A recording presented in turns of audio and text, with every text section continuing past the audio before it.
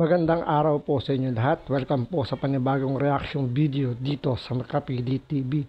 Ngayon ito, ang pagkikwentuhan po natin ngayon ay yung tungkol pa rin po dun sa Move It.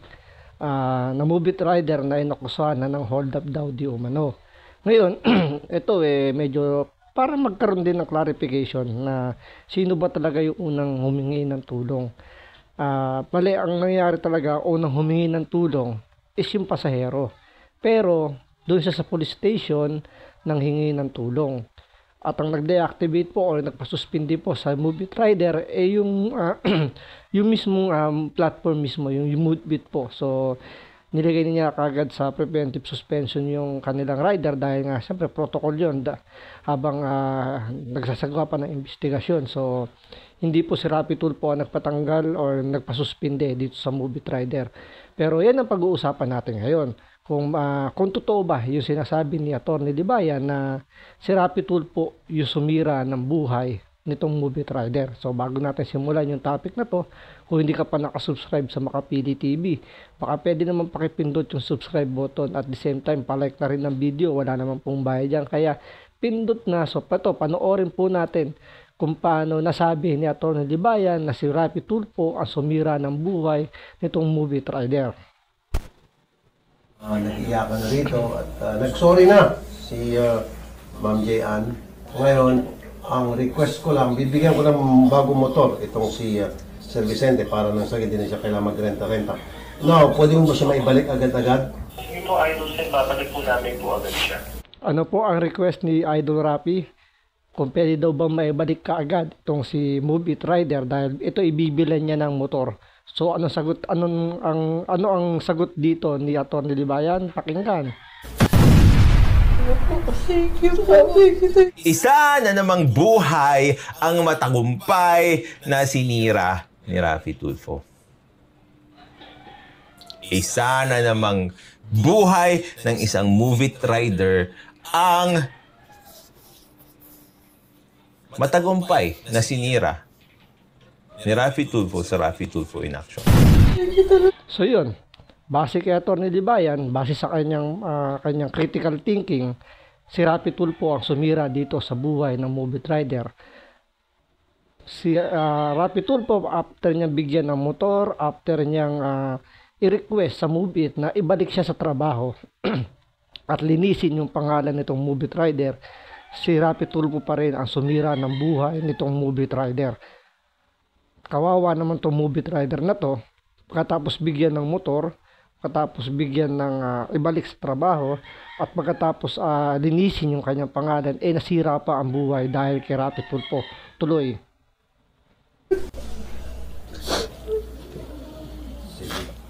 Saka, pakibura po sa record niya, no? Yung bintang.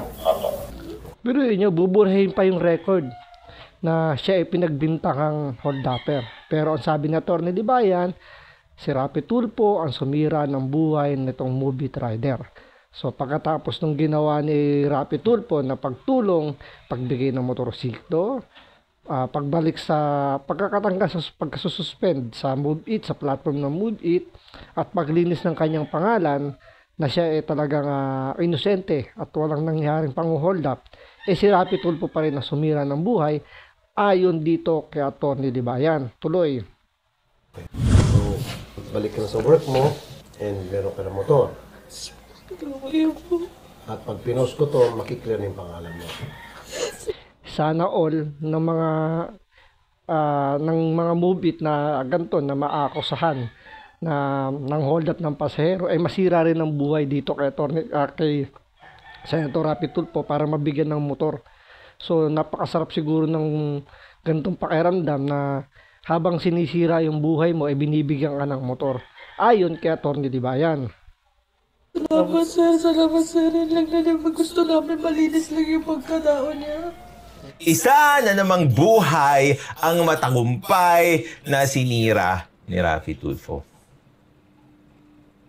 Isa na namang buhay ng isang Move It rider ang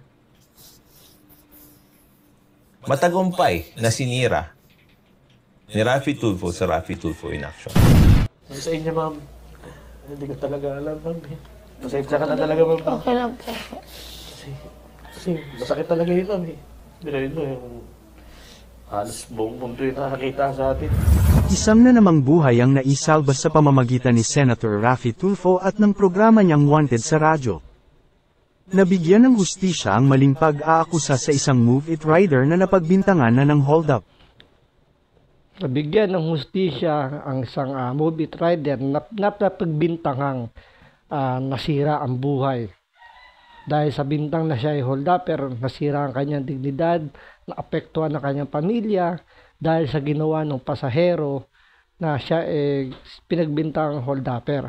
Pero dahil sa tulong ni Raffy Tulfo, na-clear yung pangalan niya, nabigyan siya ng bagong motor, nakabalik siya sa kanyang trabaho. Pero kay Atty. Libayan, ano sabi? Si Raffy Tulfo daw po ang sumira ng buhay ng Move It rider na ito. Tuloy. Sa Part 3 nanograms episode ng Wanted sa radyo tungkol sa Move It rider na inakusahan na ng hold-up, hindi napigil ang maluha ni Senador Raffy Tulfo habang kinakausap ang Move It rider at ang asawa nito kaugnay sa isang insidente ng pamimintang.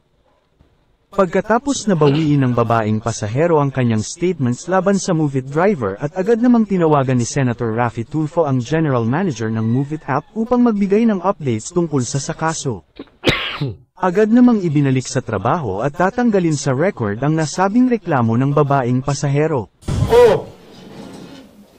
Ito mo, shoes ni Sir. Oh, Sir. Bilan natin ng bagong sapatos si Sir. Akin ang wallet ko. Si Sir, luma yung shoes ni Sir. Magkano bang sapatos? Magkano bili mo dyan, Sir, sa ganung sapatos? Magkano? 300 lang sir. 300? 300? Ako sa latag po. Anong latag? Sa magilid-silid lang po yung mga nakalagay. Parang gilid-gilid. Latag. 300. Bili ka ng 3 sapatos. Isa na namang buhay ang matagumpay na sinira ni Raffy Tulfo. Isa na namang buhay ng isang Move It rider ang matagumpay na sinira ni Raffy Tulfo sa Raffy Tulfo in Action. Pagkatapos bilhan ni Raffy Tulfo ng bagong sapatos dahil nga nakita niyang sira-sira na or luma na yung sapatos ng Move It rider, binigyan pa ni Raffy Tulfo ng pambiling sapatos. Pero kay Atty. Libayan, ano sabi? Nasira na naman ang buhay ng Move It rider na ito. Pagkatapos ng mga ginawa ni Raffy Tulfo, nasira pa rin. Pagkatapos tulungan ni Raffy Tulfo na maklear ang kanyang pangalan, mapalabas ang katotohanan na ang itong pasahero mismo yung gumagawa-gawa lang ng kwento, so naisalba yung buhay nitong Move It rider sa pagkakasira ng kanyang pangalan at ng kanyang pamilya. Pero kay Atty. Libayan, si Raffy Tulfo pa rin ang sumira ng buhay ng Move It rider. 3, 9. Okay? May 3 sapatos na si Sir. Sa latag. Ngayon ko lang nalaman, akala ko ukay-ukay. Iba pa yung latag. Iba pa po yun sir.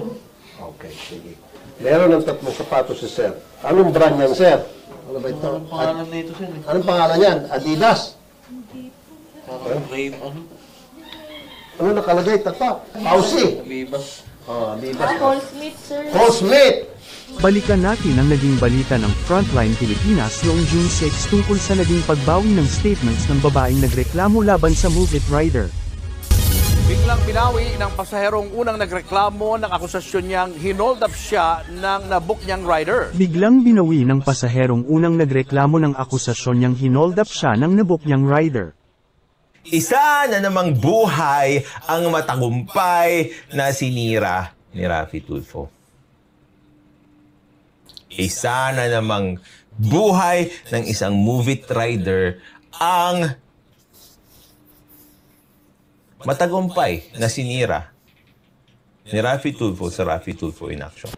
Pagkatapos bumawi o bawiin ng pasaherong nag-akusa na siya ay hinold up ng Move It rider, nasira daw ang buhay ng Move It rider dahil kay Raffy Tulfo.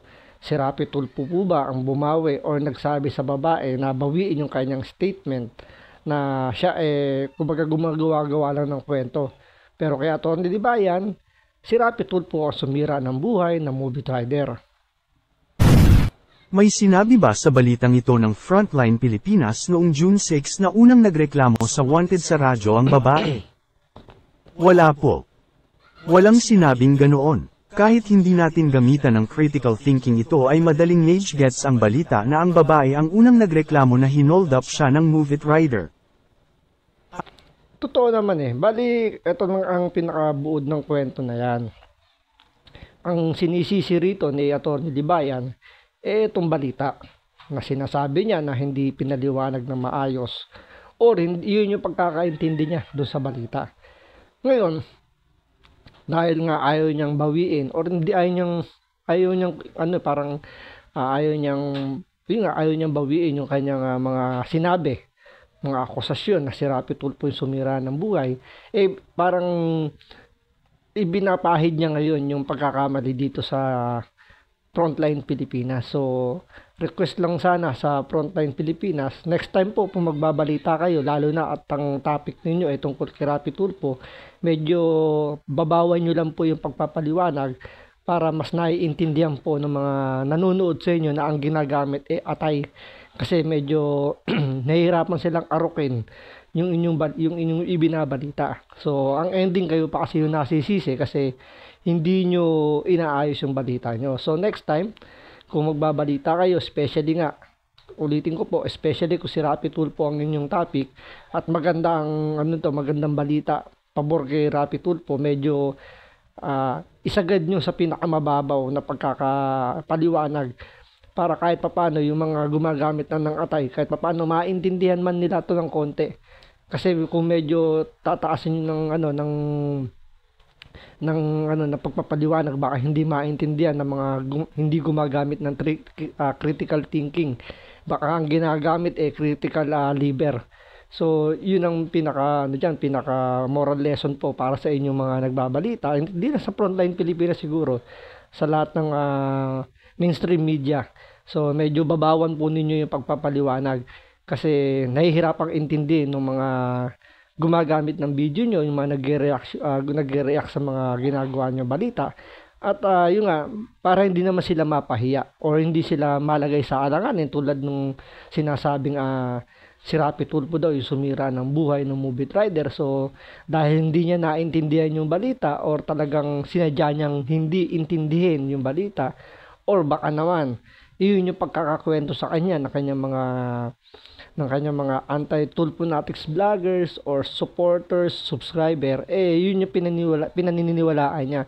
Since, yun nga, ang advocacy niya, siraan si Rapi Tulfo, wala talagang, kumbaga, kahit na maganda or sabihin natin, naibigay na ni Senator Rapi Tulfo yung full effort niya para tulungan yung isang tao na humihingi ng tulong, para sa kanya mali pa rin po yun. So, para dito sa tinutulungan ni Rapi Tulfo, baka masira lang yung buhay. Kaya nga po medyo babawan po ninyo yung inyong pagkapaliwanag nang sa ganun mas maintindihan po ng mga anti-Tulfonatics na may critical liber po ang ginagamit. So, maraming salamat po sa panonood. Ingat po kayo lagi. Take care. God bless. Mua mua. Chup chup.